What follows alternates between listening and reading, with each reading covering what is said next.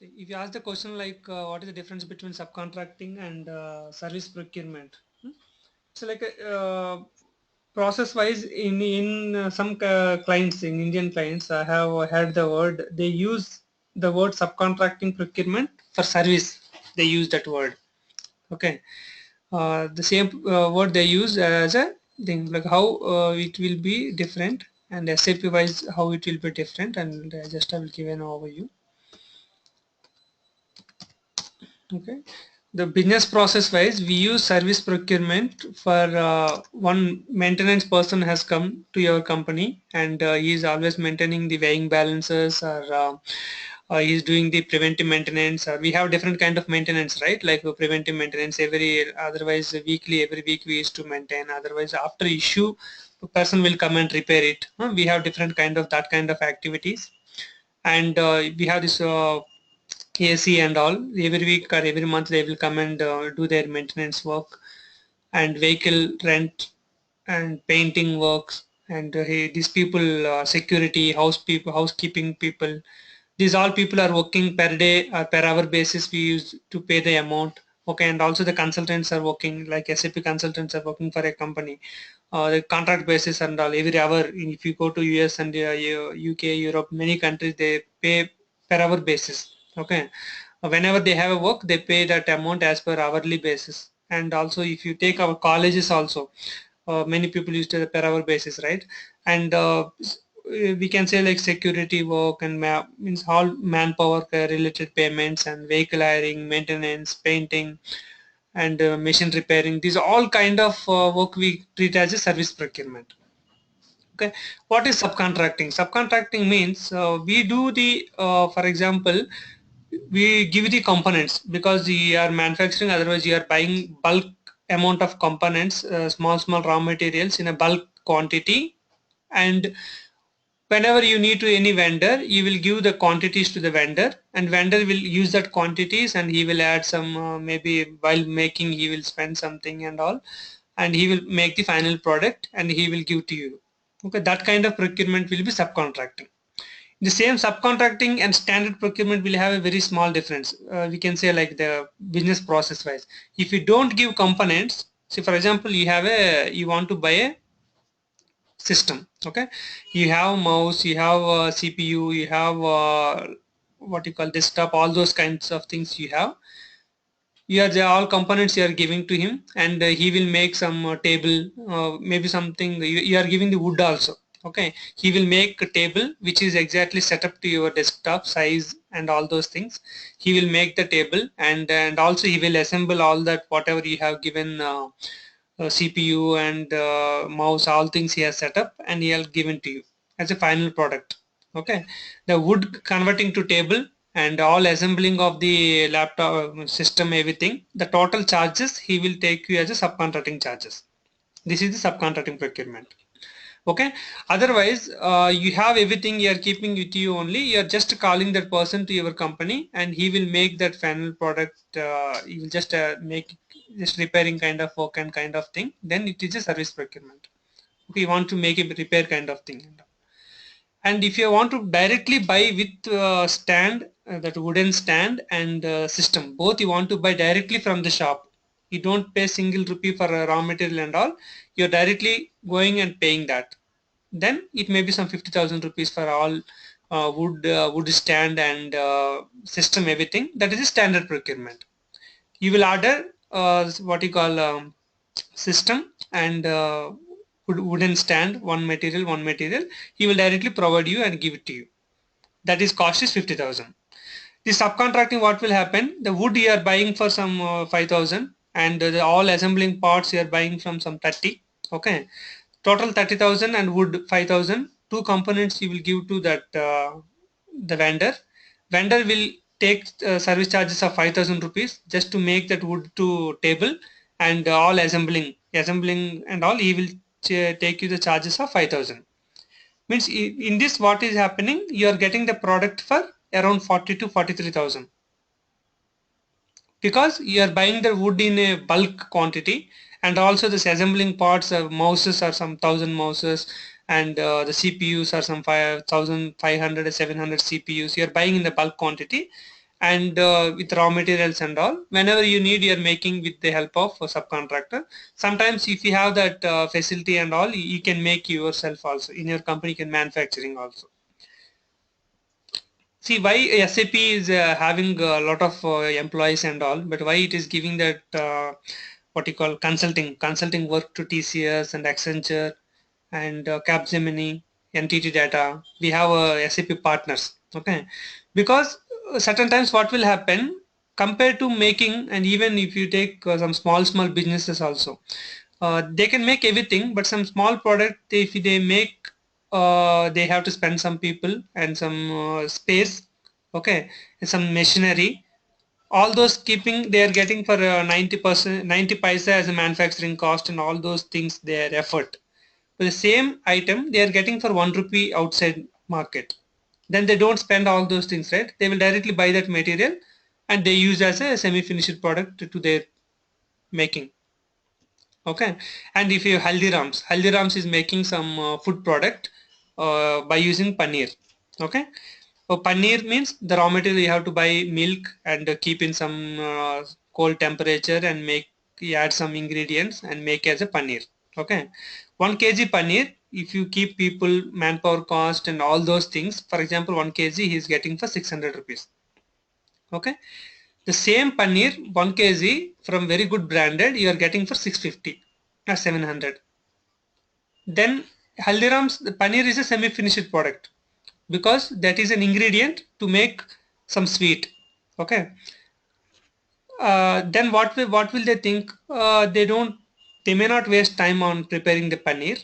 They will take directly from the other vendor. That is one kind of procurement. They will directly buy the semi-finished product from any milk product company, paneer directly. Subcontracting, they will buy milk, okay, they will give milk and all those things, raw materials, just they will make product and give it to them. That is subcontracting. Have you understood the difference between standard procurement service and subcontracting?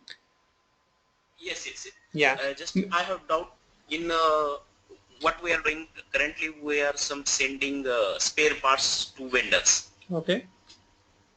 and we are doing some machining work on that spare parts and getting it back. Mm-hmm. So can we create subcontracting PO in such a scenario? Yeah, for those things what we do, if you have our clients, how we have mapped that scenario, we create directly what you call transfer posting, that 541 is there, right? Goods issuer 541, what we do? We do Okay, 541, then that machine will go to the vendor.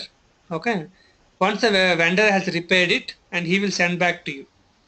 See, if it is okay, directly the person is coming to you, your company's place, like Voltas and all those things, ACs and all, the maintenance persons will come with that Voltas dress, right? If you see in the manufacturing company, they have a date like on which date every week they have to do maintenance for at least 10 AC or 20 AC like that. They will come and make that fixing work and they will go. They will take a service procurement. Hmm? People will come and make it things and all. They will do it and they will go, but the machine has to go out of your company's premises. Okay, they take some service charges at that point of time. What you call, we don't have to suggest to go for a subcontracting. Okay, what we do 541 and separate PO we can create to handle that service charges. Okay, then what will happen, once they receive 542 we will receive it. That is one kind. Another kind, we have a recurring BOM. In bill of material there is a concept called recurring BOM. Okay, in the okay, recurring BOM, what facility will be available? Parent material, child material, both are same. okay, Okay, okay, parent material code and child material. Parent and child means main material and component. Okay, you're right. parent is main, and here in this recurring what we can do, AC material code is, for example, material AC and material code is 1234. Okay, the Okay, same component also AC 1234, quantity 1. Okay, and component quantity also 1.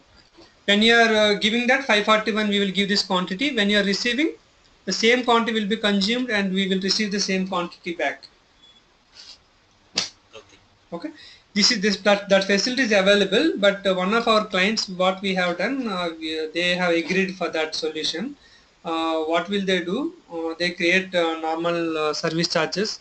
Okay, only to handle that material we have this 541 returnable gate pass, RGP. Okay, RGP they create and 541 we create. Once the material is coming to our place, then we do 542. Then no accounting entries. See, if you do this activity, what I have explained you here, lot of accounting will hit, correct? Yes. This account will be consumed with 543. So these components will be consumed with 543, and again the finished product will come. And all accounting entries like a subcontracting, pure subcontracting process, we will have all accounting hits. Okay, if the client is okay with that, we can go with this solution. No, I don't want to hit any accounting. I'm not doing any business, right? Why should we hit my BSX account? Why should we hit my that FRL accounts and all? Okay, I want to pay through service PO my service charges, and just I want to monitor my material has gone out and it is with my vendor. I want to monitor. Please do that. Then what we do? We do this 541. We create one smart form with RGP. Okay, returnable gate pass. Whenever you give 541, returnable gate pass is the hard coded. We can do the smart form. Okay. Then what will happen once you give the machine? It may be for 10 days or 15 days. It will be with vendor place. You can see with the stock. We have right stock provided to vendor. The transaction code you Right. might know that. Um, with that we can track the stock available. That also we can see MBLB stock at subcontractor. We can track the stock. Once we receive, we will do the 542. When you do 541, there is no accounting interest. When you do 542, there is no accounting interest. You will pay the service charges to that vendor through what you call that service PO, item category Service. P. Right. When it is for example, what is the difference? If you see um, service PO and subcontracting PO. Okay. Service PO, item category L, so item category D, and for D. this item category L. Yeah. Okay. That is the major difference. According to business requirement, we can map it. I suggest to go with the service PO only because I don't want to touch my accounting part because I'm not doing any business here. Okay, just a Okay. repairing purpose. Vendor 1 is a local vendor. You have to give all components. Okay, he will make product XYZ and give it to you. We handle this with the subcontracting procurement. Subcontracting. This is the subcontracting procurement.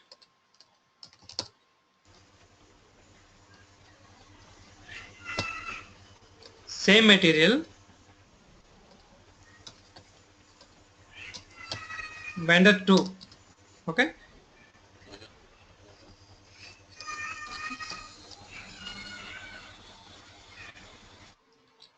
You will directly procure the material XYZ. This is standard procurement. Okay. In the both the cases, vendors are different. It may be same, but the material is XYZ only. Only thing the how it will happen when it comes to standard procurement, we don't give item category L. That's why there is no concept of bomb explosion and all. When it is subcontracting procurement, we give item category L. That's why system will get the material tab and where we can explode the bomb. Okay. What is the prerequisite to go for a subcontracting? You have to give item category L when you create the PO, and you should have a BOM. Otherwise, at least you should give the components manually. When it comes to standard procurement, you will give an item category as a standard, and system won't ask you any BOM and all. It's like a direct procurement. The accounting entries also will be directly the stock account debit, and we'll just take JRI credit, and we invoice will be done, payment will be done. In case of subcontracting, we pay only the subcontracting charges, service charges, what are there, right, to make that product. Or he might be added, he will give you overall cost. For example, if you give all the parts of system, he is assembling and making. He will give you the servicing charges. For example, if you called a person to assemble your fan and fitting everything, okay, he will tell you charges are 200 rupees. In that 200, maybe some 20-30 rupees, he may put some screws, he may put some grease, okay, he may carry some material, that is his own, but he will overall he will tell you, sir, 200 rupees is my charges. Okay, that is how we are paying the subcontracting charges. See here, if you see this case, batch unique at material level. When you activate at material level, same material X can have same batch number at different plants. First point. Second, for same plant A and C, okay, for same plant, different materials, material X and material Y can have same batch, because we are maintaining at material level. Okay. Each material can have its 1, 2, 3, and another material can have 1, 2, 3. Okay, that is one thing. Coming to client level for a material. When it comes to client level, you are maintaining the batches at the client level. Here, different plants, okay, same material can have a same batch number, because you are maintaining at the material level. But same plant, different materials cannot have same batch number, because we are maintaining at the client level for a material. Means this material X can, if you have 10 plants, same material can maintain the batch number 1 in the 10 plants, because you are maintaining at the client level for a material. Batch number 1 material can be available in 10 plants, 20 kg, 5 kg, one material, one plant 8 kg, one material 9 kg, like that we can have it. Correct? The first A and B. But the same batch number 1 cannot be generated for any other material, because first of all, material batch management you are maintaining at the client level, means 1, 2, 3 will be generated, but client level for a material. That's why batch number 1 will be coming to X. Next day you have produced material Y, batch number 2. Next material Z, batch number 3. Then again, if you produce in this first scenario, you will get batch number 4 for X. But in this case, if you do after 200 days also, X will get batch number 2. If you produce after 300 days, X will get batch number 3. But in this case, another materials also will eat that batch number 2, 3, 4, like that. Okay. Have you got the point? Yes. Yeah. See, in this middle batch unique at material level, today you produced material X, you got batch number 1, and after 2 months if you produce that material, you will get the batch number 2. Then batch number 3, like that. But in this case, it is for material it is unique, but at client level you are maintaining. Then what will happen? Material X, batch number 1 today, tomorrow you are producing material Y, it will get the batch number 2. Day after tomorrow you are producing material X again, it won't get 2, it will get the next available number 3, 4, like that. Okay. Okay. But when we are going for material level, at that time system should generate the batch number automatically. Yeah, that there is a setting. I will show you where that system we will generate automatically or manually.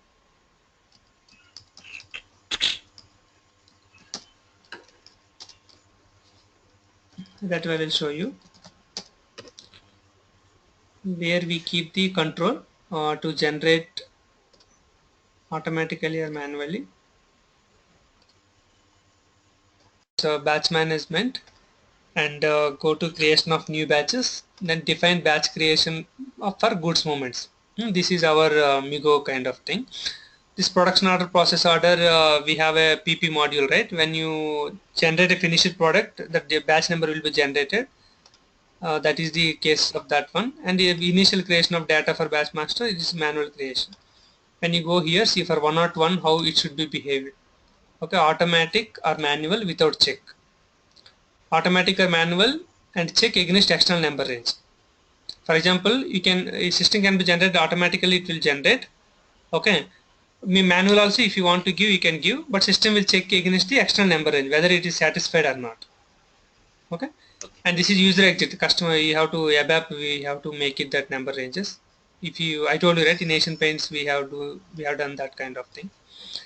And automatic, no manual creation. If you select this option, system has to generate either automatically, otherwise it will throw an error. You cannot give manually something. This is manual, only manual. You can, system won't generate automatically. There are different options like what we have. This will, where will you define that whether it is a creation of batches automatic or manual? You have to remember creation of new batches, and this is the setup where we can control how many kinds of classes and all. If you have, if you want to see, come to this CL01 T code, and if you click F4 you will get the material class which are most familiar for us. One is material class, vendor class. Both are having less importance only. Something like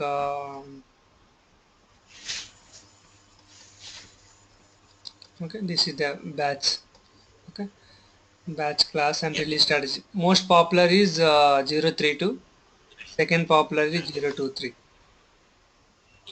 Okay, there are different options are there. They might be using for different purposes and all. When it comes to class, main table is AESP. Okay, AESP is the table where we get the values of the class related data and all. Okay, characteristic values, if you want to get the details and all, we get it. And as you mentioned, like when you see this data and all, I have put one document about important tables in SAP. Okay, there you will find the only important tables are mentioned in this document. It's very helpful actually. Here we maintained the tables, some 4-5 tables related to what you call class characteristic are available. You can just have a look on that. You just maintain give class, that's enough.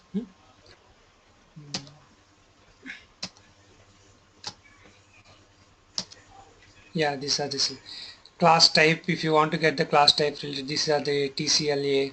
These are the 5 tables of class, and these are the some 5 tables of the characteristics. The mostly which is useful for us is AESP, because whenever you want to prepare any reports or any kind of logics, we have to get the characteristic values, right? For example, you want to get the batch characteristic values, batch whatever values are available, and also in the release strategy for the respective strategy, what are the characteristic values and all you will get from the AESP table. You just take this 5 tables. First download this document. Okay, keep it with you. Yeah. And AESP and some what is available, just have a look on that. What will happen, see, if you ask me directly, I cannot tell all the tables. I am telling you mostly about AESP. Okay, because I mostly use an important. Remaining things I may not know, but I know that there are tables available. Yes. I may check with CS star, I may check with TC star. Okay, otherwise I will just go through my document and I have a look on that. See, we may not remember everything, but we should know the way. You have a mobile. You don't remember that all mobile numbers and all those things, but you should know like where I can get the data. I have to go to mobile and contacts and see that one, because you may remember 10 numbers or 15 numbers. You cannot remember 400 numbers which is in your mobile, right?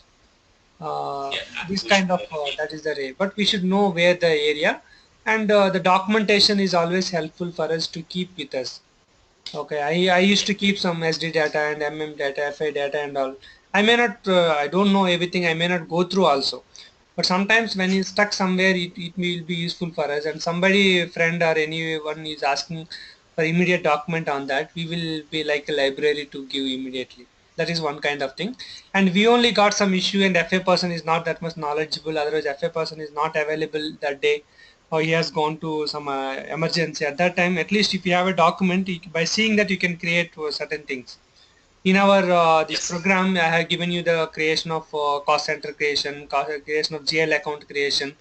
Okay, these all things are Mhm. not required for us. But if we have a knowledge, sometimes on urgent basis to prepare our own test data, you can do it on our own. Yeah.